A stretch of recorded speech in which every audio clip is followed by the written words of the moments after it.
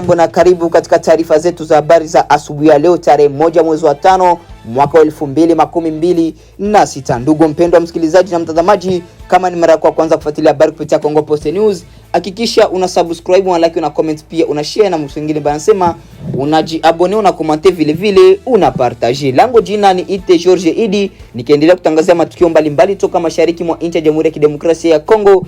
Vile vile na kumwisho habari utakunga na habari za kimataifa. Ndugu mpendwa msikilizaji na mtazamaji, baki nasi mwanzo hadi mwisho, sauti yetu, habari zako.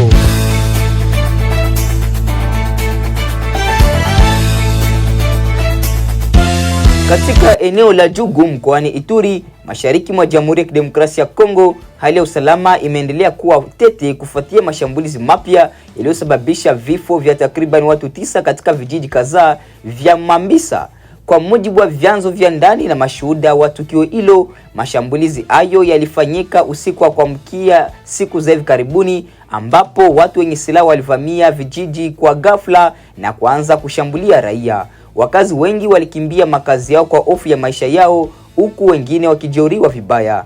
Mashambulizi haya yanatajwa kulenga zaidi ya raia wasiokuwa na hatia, wakiwemo wanawake na watoto, jambo linalozua hofu kubwa miongoni mwa wakazi wa eneo hilo. Baadhi ya nyumba pia zimeripotiwa kuchomwa moto na mali nyingi kuharibiwa. Viongozi wa jamii ya eneo la Mambisa wamelalamikia kuendelea kwa mashambulizi hayo na kuitaka serikali pamoja na vikosi vya usalama kuchukua hatua za haraka ili kulinda raia. Wamesema hali ya sasa inazidi kuwa mbaya, huku wananchi wakikosa ulinzi wa kutosha. Kwa upande wake, jeshi la Jamhuri ya Kidemokrasia ya Kongo FARDC limesema linafahamu tukio hilo na linaendelea na operation za kuwatafuta wahusika wa mashambulizi hayo. Hata hivyo, hadi kufikia sasa hakuna kundi lililojitokeza hadharani kuhusika na mashambulizi hayo. Mashirika ya kiraia yanayofanya kazi katika eneo la Ituri yameelezea wasiwasi wao juu ya kuongezeka kwa mivutano na vurugu katika eneo hilo, hasa katika wilaya ya Jugu ambayo imekuwa ikikumbwa mara kwa mara na mapigano na makundi yenye silaha. Mashirika ya misaada yameonya juu ya hatari ya kuzorota kwa hali ya kibinadamu kufuatia mashambulizi hayo, huku idadi ya watu waliokimbia makazi yao ikiendelea kuongezeka. Wananchi wengi sasa wanahitaji msaada wa dharura, ikiwemo chakula, malazi na huduma za afya.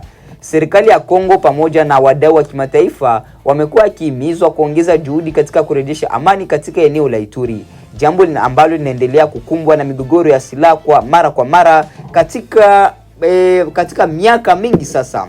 Kwa sasa hali katika vijiji vinavyoshambuliwa vinaelezwa kuwa vya hofu na taharuki, huku wakazi waliobaki wakiishi kwa wasiwasi mkubwa, wakihofia uwezekano wa mashambulizi zaidi kutokea wakati wowote. Hadi kufikia sasa, juhudi za kurejesha utulivu zinaendelea, lakini wakazi wanasisitiza kuwa wanahitaji ulinzi wa kudumu ili kuweza kurejea katika maisha yao ya kawaida.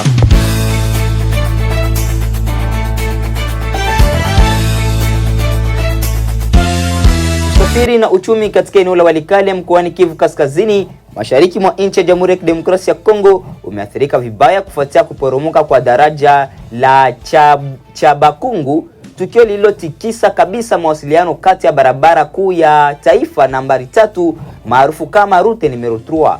Kwa mujibu wa taarifa kutoka kwa vyanzo vya ndani, daraja hilo liliporomoka ghafla baada ya kuharibika kwa miundombinu yake, hali iliyodaiwa kuchangiwa na uchakavu pamoja na mvua kubwa zinazoendelea kunyesha katika eneo hilo. Hakuna taarifa rasmi ya vifo au majeruhi waliothibitishwa mara moja, lakini athari zake kwa usafiri na biashara ni kubwa. Kuporomoka kwa daraja hilo kumekata kabisa njia muhimu inayounganisha maeneo ya Itebero na Hombo na kusababisha kusimama kwa usafiri wa bidhaa na huduma. Barabara ya route numero 3 ni kiungo muhimu kwa shughuli za kiuchumi katika ukanda huo, hususan kwa usafirishaji wa mazao ya kilimo na bidhaa nyingine kuelekea masoko mbalimbali. Madereva, malori na wasafiri wengine wamekwama pande zote mbili za daraja hilo, wakilazimika kusubiri bila uhakika wala lini njia hiyo itafunguliwa tena. Baadhi yao wameeleza hasara kubwa wanazozipata kutokana na kuchelewa kwa safari na kuharibika kwa bidhaa, hasa zile zinazoharibika haraka. Wakazi wa eneo hilo na maeneo ya jirani pia wameathirika, wakikosa upatikanaji wa huduma muhimu kama vile chakula, dawa na bidhaa za msingi. Bei za bidhaa zimeanza kupanda katika baadhi ya vijiji kutokana na uhaba unaosababishwa na kukatika kwa usafiri. Viongozi wa eneo hilo wameiomba serikali kuchukua hatua za haraka kurejesha daraja hilo au kuweka suluhisho la kudumu ili kuruhusu usafiri uendelee. Wamesema hali ya sasa imeathiri maisha ya maelfu ya watu na inaweza kusababisha mzozo wa kibinadamu ikiwa haitashughulikiwa kwa haraka. Kwa upande wake, mamlaka za serikali za mitaa pamoja na wahandisi wanatarajiwa kutembelea eneo hilo ili kutathmini kiwango cha uharibifu na kupanga hatua za haraka za ukarabati. Hata hivyo, changamoto za kifedha na kiusalama katika eneo hilo zinaweza kuchelewesha juhudi hizo. Wadau wa sekta ya usafirishaji wameonya kuwa endapo hali hii itaendelea kwa muda mrefu, athari zake zitaisiwa si tu katika Walikale bali pia katika maeneo mengine yanayotegemea barabara hiyo kwa shughuli za kiuchumi. Kwa sasa wakazi na wasafiri wanaendelea kusubiri hatua za dharura kutoka kwa serikali, huku wakikabiliwa na hali ngumu inayosababishwa na kusimama kwa usafiri katika moja ya barabara muhimu zaidi katika eneo hilo.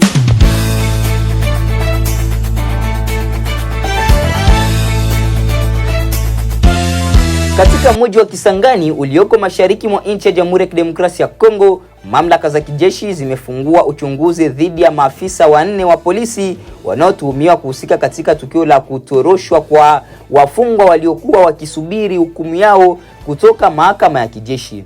Kwa mujibu wa taarifa zilizothibitishwa na vyanzo vya kiusalama, tukio hilo lilitokea hivi karibuni wakati wafungwa hao walipokuwa chini ya ulinzi mkali kufuatia kesi nzito zinazohusiana na makosa ya kijeshi na uhalifu mkubwa.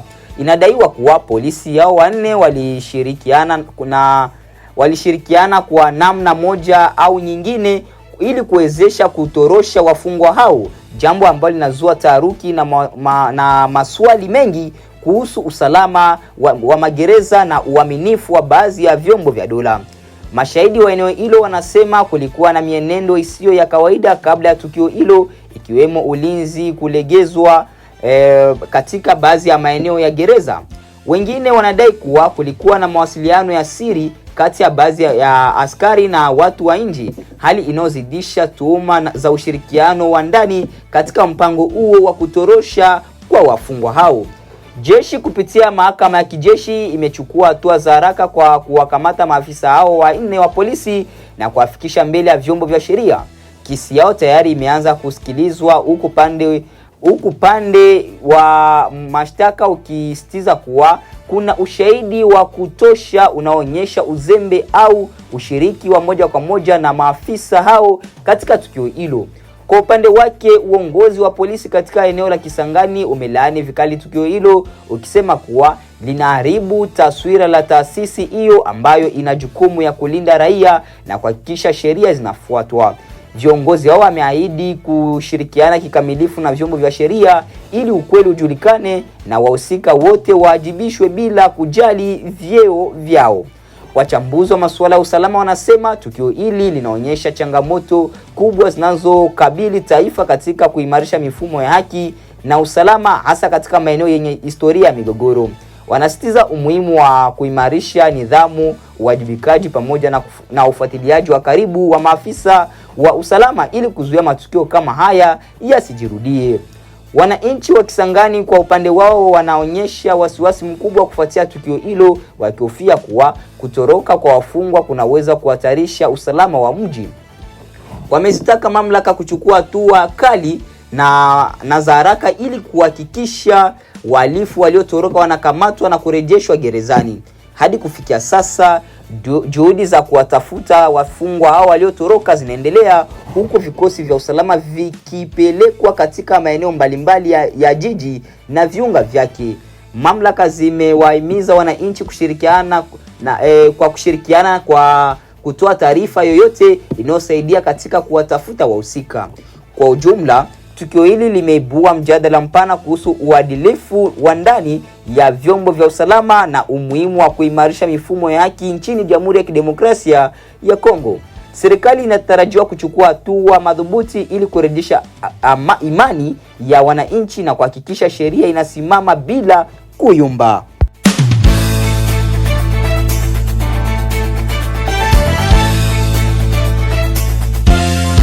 Kusikiliza taarifa zetu za habari kutoka maeneo mbalimbali, basi acha nikuunge na habari hii. Baki nasi na ufate kwa makini. Taarifa tulizopewa na wenzetu ambao wako milimani wanasema kwamba kuna vikao ambavyo vilifanyika kati ya Red Tabara Twigwaneho M23 ambayo ni AFC, wakakubaliana kwamba ni lazima waunganishe nguvu waje wasaidie wenzao ambao watatokea plane kuja kushambulia Uvira, na wakakubaliana ya kwamba watapiga kwa siku 3 mfululizo.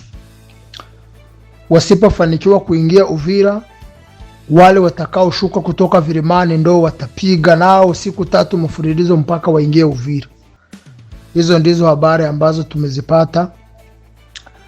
Kwa hivyo wanajeshi wa FARDC na wazalendo ambao wako Uvira muwe hange sana, na wanasema ya kwamba kuna vijana wao wengi sana wa M23 kutoka katika kabila la Kifuliru, kabila la Kinyamulenge, kabila la Kibembe ambao walijigeuza kuwa ni raia wa kawaida. Wote wameshaingia Uvira, wameshaingia Uvira wakiwa wanavaa nguo za raia wakijifanya kuwa ni raia wa kawaida.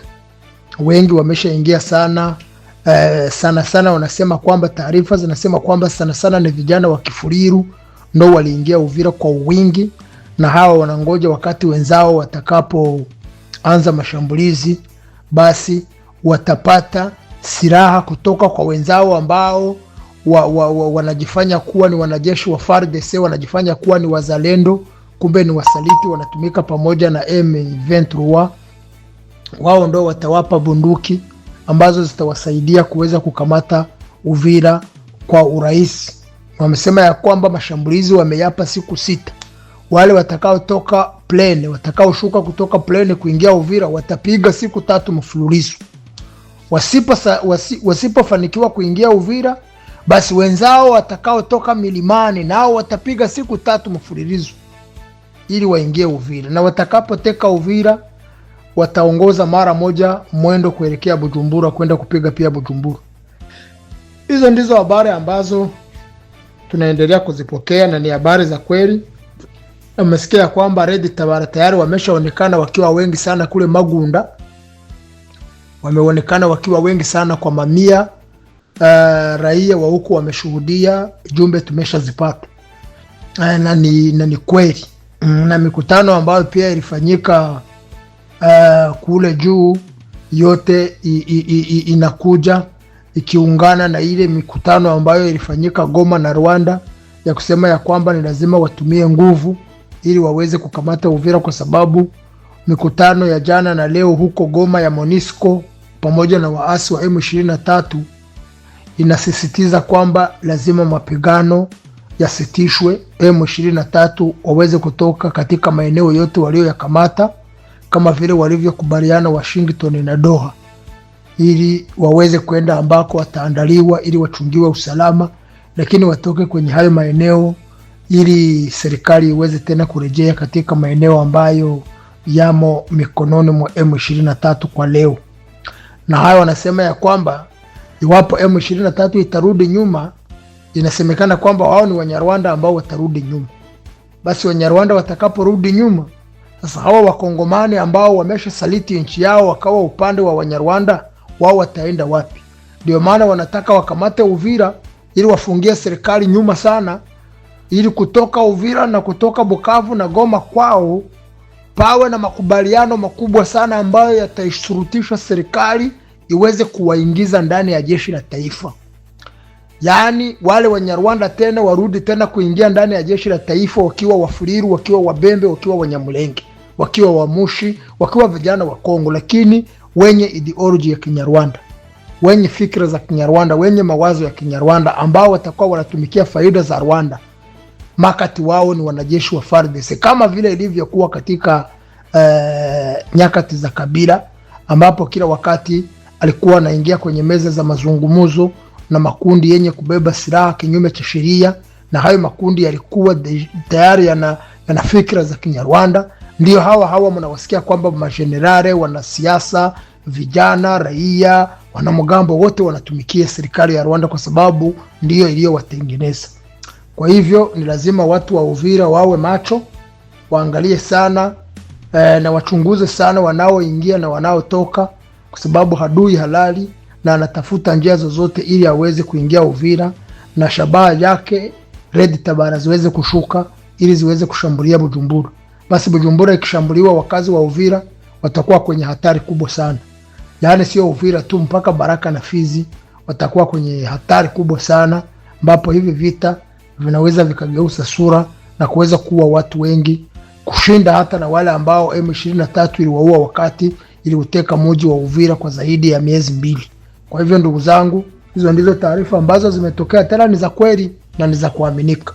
Sawa, basi tutaendelea kuchunguza na kutafuta habari ambazo ni za kuaminika ili tuendelee kujua ni jinsi gani tutaweza kukabiliana na maadui wetu. Basi iweni na amani na usiku mwema. Ni Ngarura Patrick.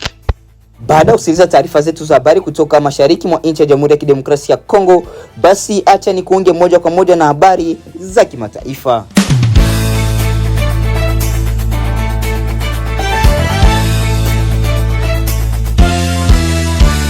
Utawala wa Rais Donald Trump umeliambia bunge la Marekani kuwa vita vyake na Iran vimewagharimu takriban dola bilioni 25 kufikia sasa, kiwango kinachokosolewa vikali na chama cha Democratic. Hapo jana waziri wa ulinzi wa Marekani Pete Hegseth alihojiwa na wabunge kwa karibu saa 6, ikiwa ni kwa mara ya kwanza tangu utawala wa Trump uanzishe vita dhidi ya Iran, huku akitarajiwa pia hapo kesho kuhojiwa na baraza la Seneti. Wakati huo huo, Trump ametupilia mbali pendekezo la Iran la kuufungua tena mlango bahari wa Hormuz kwa sharti la kuondolewa vizuizi vya Marekani kwenye bandari zake, pamoja na kuakhirisha majadiliano kuhusu mpango wa nyuklia wa Iran. Rais wa Iran Masoud Pezeshkian amesema vizuizi hivyo vya Marekani havitafanikiwa, bali vitazidisha tu kuliumbisha eneo hilo na kusababisha ongezeko la bei ya mafuta kote duniani. Paris. Uhuru wa vyombo vya habari umeshuka kwa kiwango cha chini kabisa katika kipindi cha miaka 25, huku waandishi wa habari wakishambuliwa na hata kuuawa. Hayo yameelezwa katika ripoti mpya iliyotolewa na shirika la waandishi wa habari wasio na mipaka RSF lenye makao yake mjini Paris, Ufaransa. Thibaut Brutin, mkurugenzi wa shirika la RSF, ametahadharisha kuwa kwa mara ya kwanza katika historia, zaidi ya nusu ya mataifa yote ulimwenguni sasa yamekuwa na sheria kali dhidi ya uhuru wa vyombo vya habari. Tout d'abord, la liberté de la presse est à son plus bas depuis que RSF le mesure depuis. Kwanza, uhuru wa vyombo vya habari umeshuka katika kiwango cha chini kabisa tangu RSF ilipoanza kufanya tafiti mnamo mwaka wa 2002. Pili, ripoti za kila mwaka zinaonyesha wazi kupungua kwa kasi kwa kiashiria hiki cha kisheria. Waandishi wengi wa habari wanatueleza kuwa kazi yao inafanya kuwa kosa la jinai, huku wakikabiliwa na sheria nyingi za ukandamizaji zinazotumiwa dhidi yao. De leur pratique avec un arsenal de lois répressives qui est déployé contre eux. Leo baada ya tathmini kufanyika katika nchi na maeneo 180, huku ikizingatia masuala ya usalama, muktadha wa kisiasa, mfumo wa kisheria na hali ya kiuchumi na kijamii inayoathiri uhuru wa vyombo vya habari. Bamako. Waasi wanaotaka kujitenga nchini Mali wa Tuareg wametangaza dhamira yao ya kuuangusha utawala wa kijeshi nchini humo, na kwamba kwa sasa wanalenga kwanza kuchukua udhibiti wa maeneo ya kaskazini, ikiwa ni pamoja na majimbo ya Gao, Timbuktu na Menaka baada ya mafanikio yao huko Kidal. Kauli hiyo imetolewa jana na msemaji wa kundi la ukombozi wa Azawad FLA Mohamed El Maulud Ramaman alipohojiwa na shirika la habari la AFP akiwa ziarani mjini Paris, siku chache tu baada ya kufanya mashambulizi makubwa dhidi ya taasisi za serikali na kambi za kijeshi, huku waziri wa ulinzi Sadio Kamara akiuawa. Waasi wa Tuareg walifanya mashambulizi kwa kushirikiana na makundi ya itikadi kali. Rais wa Mali Jenerali Assimi Goita, ambaye hakuonekana hadharani kwa muda wa siku 3, alilihutubia taifa Jumanne jioni akisema kwamba kwa sasa hali nchini humo imedhibitiwa. Ni taarifa ya habari za ulimwengu kutoka DW mjini Bonn. Kiev. Rais wa Ukraine Volodymyr Zelensky amesema hivi leo kuwa atahitaji taarifa zaidi kutoka Marekani kuhusu pendekezo la Kremlin la kusitisha mapigano mnamo Mei 9 wakati Urusi itakapofanya maadhimisho ya miaka 81 tangu kumalizika kwa vita vya pili vya dunia. Zelensky amesisitiza kuwa Ukraine inahitaji amani na inaendeleza juhudi za kidiplomasia ili kukomesha kabisa vita hivyo, na kwamba Kiev inapendekeza kusitisha mapigano kwa muda mrefu ili kuwepo usalama na amani ya kudumu. Kauli ya Zelensky imetolewa baada ya hapo jana Rais wa Urusi Vladimir Putin kufanya mazungumzo kwa njia ya simu na mwenzake wa Marekani Donald Trump, wakijadili kwa zaidi ya saa moja uwezekano wa kusitisha mapigano kwa muda kati ya Urusi na Ukraine. Na hatimaye Athens.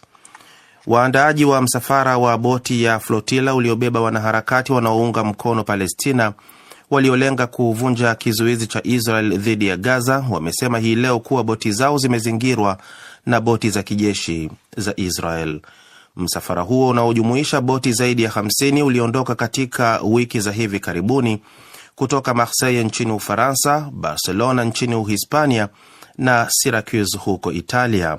Katika ujumbe waliochapisha kwenye mtandao wa X, waandaaji hao wamesema boti za kijeshi za Israel ziliuzingira msafara huo kinyume cha sheria katika eneo huru la baharini na kutishia utekaji nyara na matumizi ya nguvu. Tunapatikana pia kupitia internet katika dw.com/Kiswahili. Kabla ya kuingia katika spoti, tuliangalia hili kwanza kutoka kule Tanzania. Mashirika yanayoshughulika haki za watoto, asasi za kiraia za elimu pamoja na wadau mbalimbali wa sekta ya elimu wametoa wito wa pamoja wa kutaka kukomeshwa kwa adhabu ya viboko mashuleni kwa lengo la kulinda watoto dhidi ya aina zote za ukatili ikiwemo wa kimazingira. Hata hivyo, suala la marufuku ya adhabu ya viboko linaendelea kuwa na mitazamo kinzani miongoni mwa jamii, kama anavyoripoti mwandishi wetu Florence Majani kutoka Dar es Salaam. Mjadala kuhusu matumizi au kutotumika kwa adhabu hiyo unaendelea katika maeneo mbalimbali hii leo, wakati dunia inapoadhimisha siku ya kimataifa ya kukomesha adhabu za viboko. Nchini Tanzania, baadhi ya mashirika ya haki za binadamu na yale yanayojihusisha na elimu, ikiwamo ya kimataifa yanayoshughulika na ustawi wa mtoto, ikiwamo lile la watoto la UNICEF na shirika la afya duniani, wametoa tamko la pamoja kupinga adhabu ya viboko mashuleni. Kwa mujibu wa wadau hao, adhabu ya viboko bado ni miongoni mwa vitendo vya ukatili dhidi ya watoto vinavyoendelea kuripotiwa kwa kiwango kikubwa na kukubalika katika baadhi ya jamii. Katika mdahalo uliojadili swala hilo, mwakilishi wa kamishna wa elimu Tanzania James Mnyeti ameeleza kuwa ipo miongozo ya utoaji wa adhabu ya viboko shuleni na imeidhinishwa katika waraka rasmi uliosambazwa katika shule zote nchini. Na ikasisitizwa kwamba watoto wa kike wataathiriwa kwa viboko na walimu wa kike. Kwa mujibu wa waraka wa elimu namba 24 wa mwaka 2002, adhabu ya viboko inaruhusiwa katika hali ya utovu wa nidhamu uliokithiri au makosa ya jinai. Mwalimu mkuu wa shule ya msingi ya Genius King, Vincent Mafuru, ameeleza kuwa adhabu ya viboko huathiri zaidi mwili kuliko kujenga uelewa wa mwanafunzi. Zipo aina nyingine za adhabu ambazo zinaweza zikafanyika ili kumtransform mtoto zaidi ya kupiga na kuumiza mwili wake. Tunahitaji adhabu zetu zilenge zaidi kwenye kugusa mabadiliko ya akili. Takwimu zinaonyesha kuwa kimataifa takribani watoto 3 kati ya 4 wenye umri wa miaka 2 hadi 14 hukumbana na aina fulani ya ukatili wa majumbani. Hapa Tanzania, zaidi ya 70% ya watoto huripotiwa kukumbana na ukatili wa kimwili katika hatua zao za makuzi. DW imezungumza na baadhi ya wanafunzi. Naitwa Pascal Seven Fidelis, nipo kidato cha kwanza. Inamjenga kwa sababu anaweza akafanya kosa ambalo linavuka mipaka. Inaelezwa kuwa adhabu hii ya viboko inawaathiri zaidi hata watoto wa majumbani, na hilo limezungumzwa na mratibu wa shule salama kutoka ofisi ya tawala za mikoa na serikali za mitaa TAMISEMI Dr. Teresia Kuiwite. Kuanzia nyumbani huyu mtoto analindwa, wakiwa njiani huyu mtoto analindwa, na ukiwa shuleni huyu mtoto analindwa. Wadau hao wamehimiza walimu kuunda mazingira salama na jumuishi darasani yanayozingatia heshima na utu wa mtoto, lakini wakawataka wazazi na walezi kutumia mbinu chanya za malezi ambazo zinahepa adhabu ya viboko. Florence Majani, DW, Dar es Salaam. Haya, tukamilishe na michezo ama mchezo wa pili wa nusu fainali ya kuwania kombe la ligi ya mabingwa Ulaya Champions League. Atletico Madrid na Arsenal zilitoka sare ya 1-1 katika mechi yao ya kwanza ya nusu fainali jana usiku, huku mabao yote mawili yakitokana na penalti na la pili la Arsenal likifutwa baada ya kuhakikiwa. Na mechi ya duru ya pili ya nusu fainali hii itachezwa Jumanne wiki ijayo, ambapo Arsenal watakuwa nyumbani kualika Atletico. Je, the Gunners watatumia fursa hii kuingia fainali? Ninaye studioni hapa Josephat Charo, karibu sana. Tutamkaribisha pia Michael Kwena upande wa pili wa studio. Tuanzie na hapo pa Arsenal kucheza nyumbani, Charo, dhidi ya Atletico wiki ijayo. Watatumia fursa hiyo kusonga mbele, unaonaje? Asante sana Amina. Mcheza kwao wanasema utuzwa yeah. Na jogo wa shamba hawiki mjini. Kama Arsenal watatulia katika ule mchezo ambao tucheza nyumbani Emirates, nadhani wanaweza kuwa hatua moja ama mbili mbele kuelekea finali, lakini wanahitaji kutulia sana. Na ile amsha ya mashabiki kwa nyumbani, uwanja ni wa nyumbani, wanaofahamu vizuri, inaweza ikawasaidia. Tuangalie mchezo wa jana usiku, Atletico Madrid na Arsenal, sare ya 1-1. Labda hilo swali ni kutupie wewe Michael Kwena. Unaweza kusema Arsenal ndio timu iliyofurahia zaidi sare hii? Kwa namna nyingine, manake wao walikuwa ugenini, kwa hiyo kupata sare katika uwanja wa ugenini inawapatia morali kubwa. Japo pia naweza sema kwamba kulikuwa na nafasi kadhaa ambazo zilipotezwa wazi, na ulivyotanguliza ukasema kwamba penalty ama hizi timu zote ukiangalia jana kulikuwa nafasi 3 za penalty ambazo Arsenal wakafunga moja, Atletico wakafunga moja, lingine ambao lilikuwa limehakikiwa likaondoshwa na muamuzi. Kwa hiyo hilo nadhani hata wakiondoka na sare katika uwanja wa ugenini kwao, hii nadhani ni kitu kikubwa kwao. Ingawa kwa mtazamo wangu Amina niseme sare hii na zile fursa ambazo zilipotea kwa kocha Arteta, nafikiri amevunjika moyo sana, kwa sababu kama zile wangezitumia inabaki sasa kuwa maanake haijatokea. Lakini kama wangezitumia, nadhani Arsenal hasa dakika za mwisho wangeweza kuchomoka. Kiujumla Atletico ilionyesha kuwa na nguvu zaidi, Charo, japo kidogo kuliko Arsenal, na kudhibiti mchezo hasa katika kipindi cha pili, lakini katika dakika za mwisho Arsenal wakacharukwa na kuongeza pressure, karibu wafunge bao na kuchukua ushindi. Hii inatoa mwelekeo gani kuelekea mechi ya marudio wiki ijayo? Inatoa mwelekeo kwamba the Gunners cheza vizuri zaidi katika uwanja wa nyumbani, na watatafuta kutia mabao angalau dakika 15-20 za kwanza ili waweze kujiimarisha na kuwatia kishindo Atletico. Kama watafanikiwa kucheza mchezo ama mfumo wa kushambulia zaidi na kutafuta mabao, hii itawasaidia.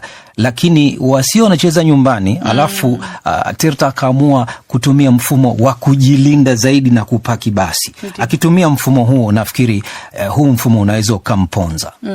Naambiwa kule muda wetu umeisha, lakini naomba nikuulize hili swala kwamba PSG au Bayern wanasubiri uko mbele. Charo, unatathmini vipi mchezo ulioonyeshwa na Atletico Madrid na Arsenal kuelekea finali ya ligi? Hii ilikuwa ni michezo miwili ambayo ni kama mbingu na ardhi, kwa ile pressure ambayo ilikuwepo na ufundi wa kufunga mabao na ushambuliaji na mambo kama hayo. Lakini Arsenal ama Atletico, iwe ni Bayern ama PSG, kule finali nafikiri PSG ama Bayern itakuwa na nguvu nyingi zaidi ukilinganisha na timu yoyote kati ya Atletico na Arsenal. Lakini mimi nawaombea Arsenal msimu huu angalau wabebe. Asante Charo, naomba tuendelee, lakini naona upande wa pili wa studio nimkaribishe tena Michael Kwena, lakini safari hii naomba utuelezee kinachoendelea kule katika mitandao ya kijamii. Bila shaka hili pia linazungumziwa huko Michael. Ni hapo ndipo tunapohitimisha matangazo yetu ya asubuhi ya leo tarehe 1 mwezi wa 5 mwaka wa 2026. Basi ndugu mpendwa msikilizaji na mtazamaji, kama ni mara kwa kwanza kufuatilia habari kupitia Congo Post News, hakikisha unajiabone, una comment, vile vile una partage, na msio wengine banasema una subscribe, una like, una comment, pia una share ili habari iendelee kuwafikia walio wengi. Na basi acha tuendelee kutosha asante au shukrani zetu za dhati kwa wote wanaoendelea kuchagula Congo Post News kama kituo chao chema na bora cha matangazo. Nia na mazungumzo yetu ni kuhakikisha tunakuletea habari sahihi tena za kuaminika tena kwa muda muafaka. Basi tukutane katika taarifa za habari za mchana.